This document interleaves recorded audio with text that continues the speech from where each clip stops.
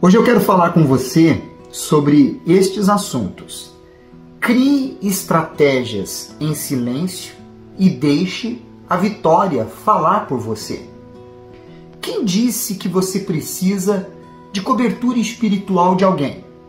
E cuidado para não se aliar com quem Deus não se aliou. Estes são alguns dos assuntos que encontramos em 2 Crônicas, capítulo 23, 24 e 25, no Devocional 2024 que estamos vivendo de Gênesis a Apocalipse. No capítulo 23, no versículo 9 ao 11, quando fala sobre Joás ter sido ungido rei de Judá, diz assim: o sacerdote Joiada entregou aos capitães de 100 as lanças, os paveses e os escudos que haviam sido do rei Davi e estavam na casa de Deus. Dispôs todo o povo, cada um de armas na mão, desde o lado direito da casa real até ao seu lado esquerdo e até ao altar, e até ao templo, para rodear o rei. Então trouxeram para fora o filho do rei, puseram-lhe a coroa, entregaram-lhe o livro do testemunho e o constituíram rei. Joiada e seus filhos o ungiram e gritaram: viva o rei! Em um momento decisivo da história naquela ocasião, nada melhor que usar armas que arremetiam aos feitos dos valentes de Davi. Imagine o ânimo que se apoderou destes homens com tais armas nas mãos. Quando mentalizamos as vitórias que já tivemos, isso nos traz ânimo e fortalecimento. É esse o caminho para obtermos as próximas vitórias. Não é ficar preso à vitória que já passou, mas é mentalizá-la lembrando que Deus foi contigo nela e também será nessa que você está enfrentando, que você está passando. Não podemos nos desarmar espiritualmente em hipótese alguma.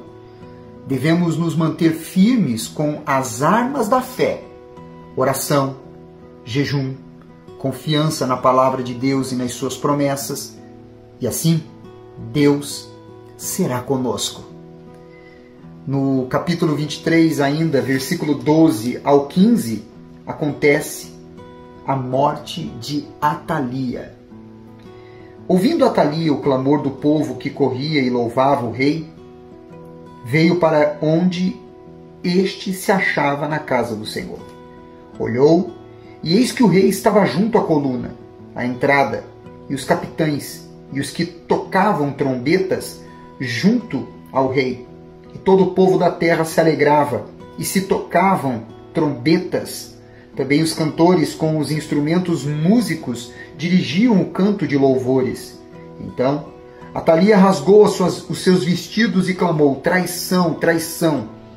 Porém o sacerdote Joiada trouxe para fora os capitães que comandavam as tropas e disse-lhes: fazei-a sair por entre as fileiras. Se alguém a seguir, matai-o a espada, porque o sacerdote tinha dito: não a matem na casa do Senhor. Lançaram mão dela, e ela, pelo caminho da entrada dos cavalos, foi à casa do rei, onde a mataram. Atalia era o centro de toda aquela catástrofe e problemas que haviam até então naquela nação. Ela era o cérebro de tudo de ruim que vinha acontecendo. Quando uma pessoa ela cria estratégias em silêncio, como fez Joiada, nós vemos nisso claramente uma atitude sábia, uma atitude inteligente. Já dizia o ditado que as paredes elas têm ouvidos, Portanto, planeje em silêncio para que os resultados falem por você. Naquele momento em que Atalia foi morta, se concretizou o plano que Joiada havia criado. E exatamente porque era necessário naquela ocasião para que a paz e um reinado de forma justa e coerente se estabelecesse. Já no capítulo 24, no versículo 1 e 2 e 15 ao 19, quando fala sobre o reinado de Joás e também fala sobre a morte de Joiada, a palavra de Deus diz assim: tinha Joás 7 anos de idade quando começou a reinar, e 40 anos reinou em Jerusalém. Era o nome de sua mãe Zíbia, de Berseba. Fez Joás o que era reto perante o Senhor todos os dias do sacerdote Joiada. Prestou atenção neste detalhe? Enquanto Joiada era vivo, então Joás tinha um comportamento correto. Foi Joiada morrer que então veio à tona, de fato, o que havia dentro de Joás. A palavra de Deus no versículo 15 diz assim: envelheceu Joiada e morreu farto de dias. Era da idade de 130 anos quando morreu. Sepultaram-no na cidade de Davi com os reis, porque tinha feito bem em Israel e para com Deus e sua casa.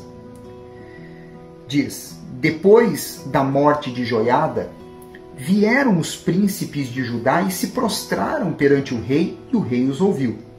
Deixaram a casa do Senhor, Deus de seus pais, e serviram aos postes ídolos e aos ídolos, e por esta sua culpa veio grande ira sobre Judá e Jerusalém. Porém, o Senhor lhes enviou profetas para os reconduzir a si. Estes profetas testemunharam contra eles, mas eles não deram ouvidos. Quando uma pessoa não se encontrou com o Senhor Deus, como Joás, ela é superficial em sua espiritualidade. Ela depende de coberturas espirituais e supostos, entre aspas, pais na fé, ou guias espirituais. Hoje em dia, vemos muito isso. Pessoas que levantam certas bandeiras e apregoam a necessidade de ter uma cobertura espiritual, a necessidade de ter um guia espiritual, de ter um pai na fé. Enquanto Joás, ele reinava com Joiada, ele era um. Quando Joiada morreu, então veio à tona o quanto ele estava com a sua vida espiritual em baixa. Tão logo quando o seu apoio espiritual sai de cena, a verdadeira condição desta pessoa se revela. Nós devemos nos aprofundar na palavra de Deus, para então depender somente do Deus da palavra. Lá no capítulo 25, no versículo 2, quando fala sobre o reinado de Amazias, a palavra de Deus ela nos mostra algo que percorre vários livros da Bíblia que falam sobre os reis, quando fala sobre os retos e os maus perante o Senhor. Diz assim o versículo 2: fez ele o que era reto perante o Senhor, não, porém, com inteireza de coração. Reto ou mal perante o Senhor estava relacionado às ações públicas em sinal externo da fé. Quando fazia o que era reto perante o Senhor, era demonstrada a fé apoiando o culto a Deus e ao templo, incentivando os sacerdotes e os levitas e opondo-se ao culto aos ídolos. Por outro lado, o que era mal perante o Senhor negligenciava o culto e o templo e apoiava o culto aos ídolos. Hoje não é diferente. Demonstramos se estamos vivendo reto ou mal perante o Senhor mediante a forma que tratamos a palavra de Deus. Se você trata a palavra de Deus com reverência, com convicção, de obediência, com fé e fidelidade, você está vivendo em retidão. Se vive o contrário disso, está vivendo mal perante o Senhor. Já no capítulo 25, no versículo 7 ao 9, a palavra de Deus nos mostra quando Amazias, ele se aliou com quem não deveria se aliar. E aí entendemos quando diz no versículo 2 que ele não estava com inteireza de coração perante Deus. A palavra de Deus diz assim no versículo 7 ao 9, quando ele lutou contra os edomitas. Porém, certo homem de Deus veio a ele dizendo: ó rei, não deixes ir contigo o exército de Israel, porque o Senhor não é com Israel, isto é, com os filhos de Efraim. Porém, vai só, age e sê forte. Do contrário, Deus te faria cair diante do inimigo, porque Deus tem força para ajudar e para fazer cair. Disse Amazias ao homem de Deus: que se fará, pois, dos 100 talentos de prata que dei às tropas de Israel? Respondeu-lhe o homem de Deus: muito mais do que isso pode dar-te o Senhor. Nesta ocasião, Amazias se submeteu ao que o profeta disse, mas vemos o quanto ele era uma pessoa volúvel. Quando houve a reprovação de Deus em Amazias em se aliar com Israel, nós aprendemos que devemos atentar às alianças, compromissos e parcerias que firmamos, pois pode acontecer de estarmos em uma aliança em que Deus não estará presente. Amazias teve que ter coragem para obedecer a mensagem de Deus pela boca do profeta e romper aquele pacto. O resultado foi surpreendente, a vitória sobrenatural contra os edomitas. Mas no versículo 25, ainda no versículo 14 ao versículo 15 diz que Deus repreende Amazias por ter sido idólatra. Vindo Amazias da matança dos edomitas, trouxe consigo os deuses dos filhos de Seir, tomou-os por seus deuses, adorou-os e lhes queimou incenso. Então a ira do Senhor se acendeu contra Amazias e mandou-lhe um profeta que lhe disse: por que buscastes deuses que a seu povo não livraram das tuas mãos? Olha que forte e que interessante. Era comum as nações vitoriosas na antiguidade levarem consigo os ídolos do inimigo derrotado. Presumiam que a vitória se deu exatamente por causa do auxílio destes deuses, que haviam mudado de lado durante a batalha. Então, eles acrescentavam esses deuses aos já existentes como forma de agradecer a ajuda na vitória. Devemos ter muito cuidado para não trocar a nossa fé e comunhão com Deus como fez Amazias, colocando a nossa fé e louvor diante de coisas e de pessoas. Se te ajudou o devocional de hoje, clica nesse aviãozinho que está aqui embaixo e envia para todos os seus contatos.